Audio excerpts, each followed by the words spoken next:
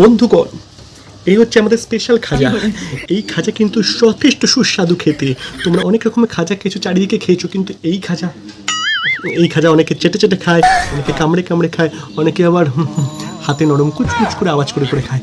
তোমরা কীভাবে খাও কমেন্ট করে জানিও। কিন্তু অতিরিক্ত সুস্বাদু সেই বাঙালির মিষ্টি মিষ্টি খাজা দেখার দিকে যাবে না, টেস্টের দিকে যাও।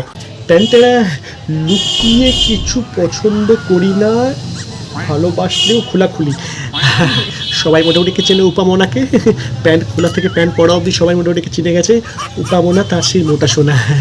আমি এটা বলতে চাই, ক্যাপশনে আসি, ভালোবাসলেও খোলাখুলি। খোলাখুলি ভালোবাসতে বারণকে করেছে, একটু একটু খুলে খুলি মোটামুটি ফলোয়ার্স মিলিয়নের কাছে চলে গেছে, না মিলিয়নও চলে গেছে মনে হয়, যাই না আমি খুলিও না।